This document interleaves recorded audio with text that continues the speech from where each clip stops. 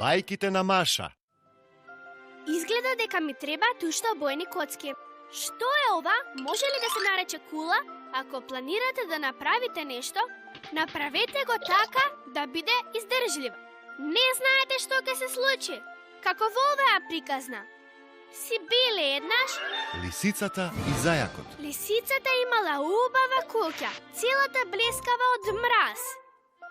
Куќата на зајакот била од кора.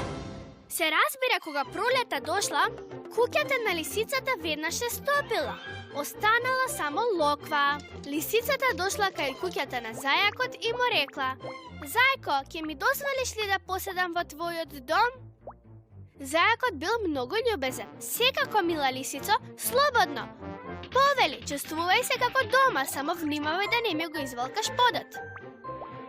Лисицата останала во куќата на зајакот и се исушила. Изгледала многу згодно со бушавата опашка. Се гледала во огледалото и си се восхитувала. Потоа сивиот зајак почнал да ја нервира. Ушите му биле премногу долги, очите шашливи, а опашката премногу малечка, изгледал смешно. Па лисицата одлучила да го избрка зајакот.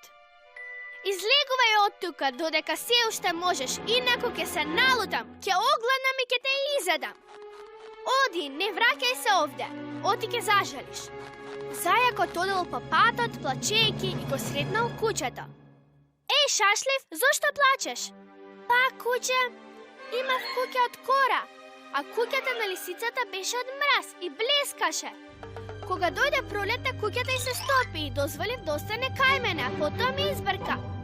Не грижи се, долгоушко, јас ќе ти помогнам. Ајде, кусо опаш, јас и ти брзо ќе се справиме со таа лисица." Кога стигнале таму, куќето почнало да лае, но лисицата не се оплашила. Таа само си лежала смирена и опуштена. Одеднаш извикала: "Еј, ти, како смееш да лаеш овде?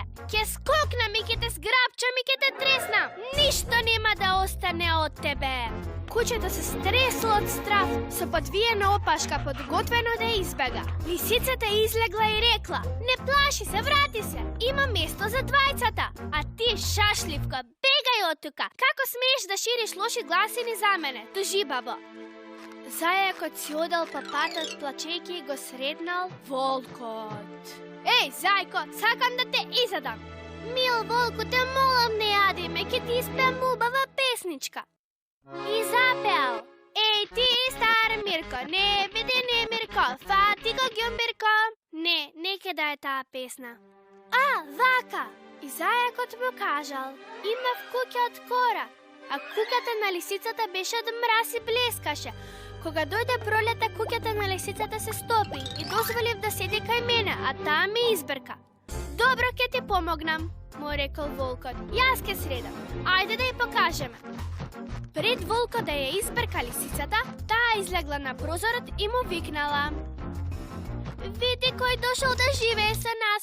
Супер, куќава е доволно голема за тројца." "Но зошто го довлечка тој ужасен зајак? Избркај го веднаш." Зајакот одел по патот плачејќи и ја сретнал мечката. "Зајко, зошто толку плачеш?" "Па, Мецо, ке ти кажам, имав куќа од мраз и блескаше, а куќата на лисицата беше од кора." "А, не, обратно беше, а не е ни важно. На крај лисицата ми избрка од дома." "Дојди, ке ти покажам." Па дошле до куќата на зајакот. Таа била полна со различни животни, како зоолошка градина. Имало глувче што шета и жаба што крека. Куќата била полна, дури имало вол и слон. Секакви суштества, едва ги собрало сите. Тогаш мечката добила идеја и рикнала: "Колку е прекрасна оваа куќа! И јас сакам да живеам овде." Се обидела да влезе внатре како булдожер што не може да запре. Потоа станало многу бучно. Малечките цивкале, големите рикале и куќата почнала да се распаѓа. Сите избегале и се разбира, ја урнале куќата. Туку така. Малку фалело сите да бидат смачкани. Тоа сакам да ви кажам. Ако имате чудни пријатели, изградете си голема и цврста куќа.